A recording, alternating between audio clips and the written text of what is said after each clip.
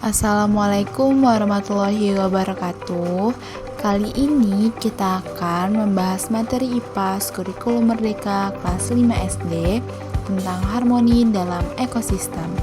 Dalam materi ini terdiri dari rantai makanan, jaring-jaring makanan, piramida makanan, dan ekosistem yang harmonis.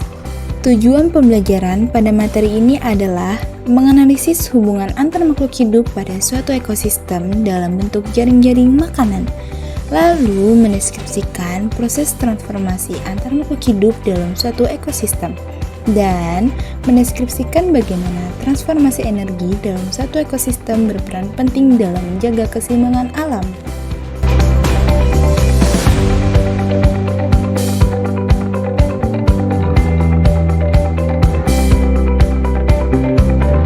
Pernahkah kalian berpikir bahwa bagaimana makhluk hidup dalam suatu ekosistem berkaitan satu dengan yang lainnya? Lalu, bagaimana makhluk hidup pada suatu ekosistem mendapatkan energi? Serta bagaimana hubungan antara tanaman dan hewan dalam satu ekosistem? Semua makhluk hidup membutuhkan energi untuk tetap hidup. Oleh karena itu, kita membutuhkan makanan. Tanpa makanan, manusia tidak akan mendapatkan energi untuk beraktivitas. Manusia mendapatkan makanan dengan mengolah bahan-bahan makanan yang ada di alam. Dalam sebuah ekosistem, makhluk hidup bisa menjadi sumber energi atau sumber makanan untuk makhluk hidup lainnya. Peristiwa makan dan dimakan antar makhluk hidup ini disebut dengan rantai makanan. Pada gambar di bawah ini, ternyata kita bisa menggambarkan hubungan dalam bentuk rantai makanan seperti berikut. Setiap tumbuhan menggunakan cahaya dari matahari untuk menghasilkan makanannya pada proses fotosintesis. Proses ini membuat tumbuhan bisa menghasilkan makanannya sendiri. Oleh karena itu, dalam sebuah ekosistem, tumbuhan disebut dengan produsen. Kelinci memakan tumbuhan untuk mendapatkan sumber energi. Di sini, kelinci berperan sebagai konsumen tingkat 1. Ular merupakan hewan pemangsa atau predator. Ular memakan kelinci sehingga di rantai makanan ini, ular berperan sebagai konsumen tingkat 2. Elang adalah hewan pemangsa atau predator. Elang memakan ular untuk mendapatkan energi. Di sini, elang puncak dalam rantai makanan yang berperan sebagai konsumen tingkat 2. Lalu, siapa yang akan memakan elang? Bakteri dan jamur merupakan contoh dekomposer. Ketika makhluk hidup mati, tubuhnya akan membusuk dan diurai oleh dekomposer. Bakteri dan jamur merupakan contoh dekomposer. Hasil penguraian ini bercampur dengan tanah berbentuk humus. Tanah yang mengandung humus sangat dibutuhkan tumbuhan untuk tumbuh dengan baik. Berikut ini terdapat peran makhluk hidup dalam rantai makanan.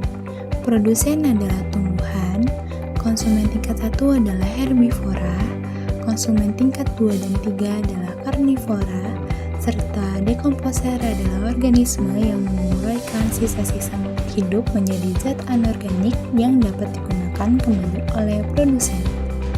Lalu, bagaimana dengan ekosistem laut? Siapa yang berperan sebagai produsennya? Pada ekosistem laut, tokoh utamanya ternyata tumbuhan yang tidak terlihat oleh mata kita loh. Namanya yaitu fitoplankton dan jumlahnya sangat banyak di laut.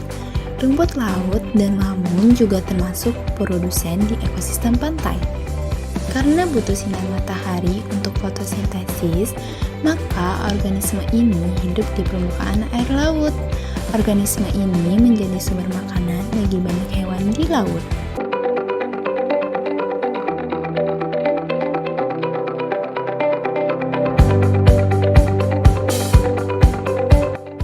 Pernahkah kalian berpikir bagaimana proses rantai makanan pada ekosistem yang lebih besar?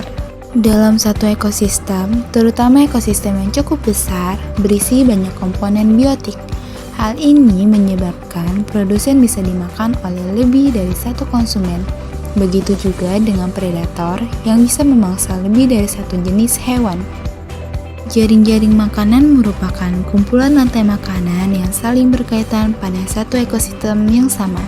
Hal ini dapat terjadi karena dalam ekosistem yang luas, makhluk hidup yang sama bisa berada pada lebih dari satu rantai makanan. Pada jaring-jaring makanan, konsumen bisa memiliki peran yang berbeda. Jika kalian perhatikan gambar di samping, laba-laba bisa berperan sebagai konsumen tingkat 2, namun juga bisa berperan sebagai konsumen tingkat 3.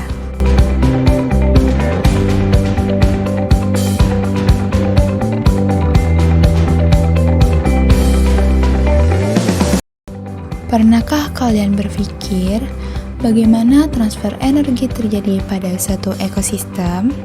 Dan apa peran tumbuhan dalam proses transfer energi di suatu ekosistem? Apakah kalian memerhatikan jaring-jaring makanan? Sadarkah kalian bahwa hewan dan manusia sangat bergantung pada tumbuhan sebagai sumber energi? Ada yang bergantung secara langsung, seperti hewan herbivora dan manusia. Ada pula yang secara tidak langsung, seperti hewan-hewan karnivora. Tumbuhan mendapatkan energi dari cahaya matahari. Energi yang dihasilkan pada proses fotosintesis digunakan oleh tumbuhan untuk tumbuh dan berubah. Sisa energi yang masih tersimpan dalam tumbuhan akan diambil oleh hewan yang memakannya. Dengan demikian, hewan tersebut akan mendapatkan energi untuk tumbuh, bergerak, dan berkembang biak. Piramida makanan sama seperti jaring-jaring makanan yang menggambarkan hubungan makan dan dimakan antar makhluk hidup. Namun, pada piramida makanan, kita dapat melihat banyak energi yang tersedia. Masing-masing peran pada piramida makanan diletakkan seperti gambar berikut. Semakin rendah tingkatnya, akan semakin banyak jumlah tumbuhan atau hewan yang termasuk di dalamnya. Sebaliknya, semakin tinggi tingkatnya, maka semakin besar ukuran dan semakin sedikit jumlah hewan yang termasuk di dalamnya. Hal ini berkaitan dengan transfer energi yang terjadi antar makhluk hidup.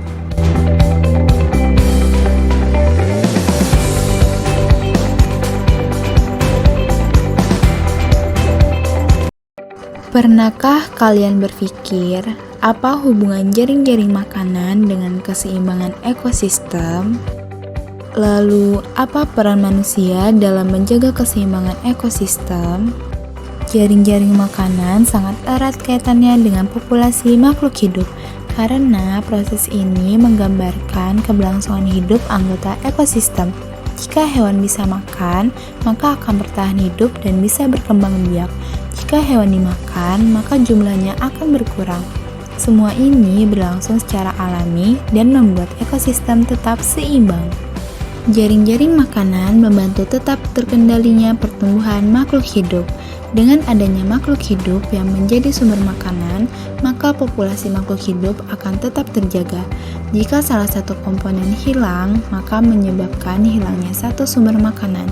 Hal ini akan berdampak pada keseimbangan jaring-jaring makanan. Berikut gambar contoh hubungan keseimbangan dalam jaring-jaring makanan. Jika lahan untuk pertumbuhan bunga berkurang, maka akan terjadi persaingan memperebutkan makanan antara kupu-kupu dan semut. Hal ini akan menyebabkan menurunnya populasi semut dan kupu-kupu. Tidak sampai situ, hal ini akan berdampak juga pada populasi laba-laba yang membutuhkan kedua hewan ini sebagai sumber makanannya. Jika ada penangkapan kupu-kupu yang menyebabkan berkurangnya populasi kupu-kupu, maka laba-laba akan sulit mencari makan. Dampaknya adalah menurunnya populasi laba-laba di ekosistem tersebut.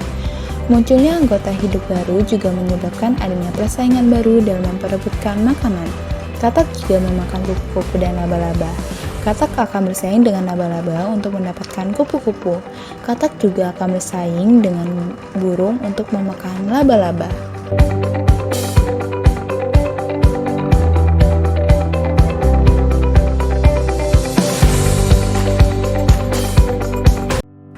Umumnya, gangguan pada ekosistem bisa terjadi karena adanya bencana alam dan juga ulah manusia. Bencana alam seperti gunung meletus dan juga kebakaran hutan akibat kemarau panjang dapat merusak ekosistem karena banyak makhluk hidup yang mati. Namun, fenomena alam ini pada jangka panjang dapat memberikan keuntungan tersendiri bagi ekosistem tersebut. Gambar-gambar berikut merupakan contoh perubahan yang mengganggu keseimbangan ekosistem, yang dimana ada ulah manusia dan juga bencana alam.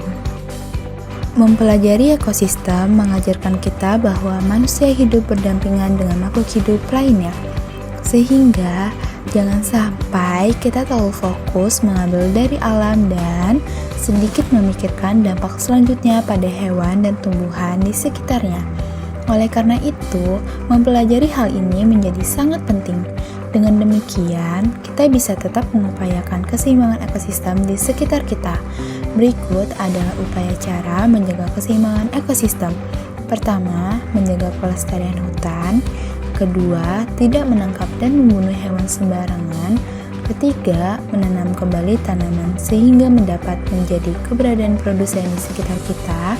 Dan yang terakhir adalah memanfaatkan dekomposer untuk membuat tanah di sekitar kita menjadi subur. Sekian materi tentang harmoni dalam ekosistem. Semoga dengan adanya video ini dan penjelasan ini bisa menambah wawasan serta bermanfaat bagi kalian. Wassalamualaikum warahmatullahi wabarakatuh.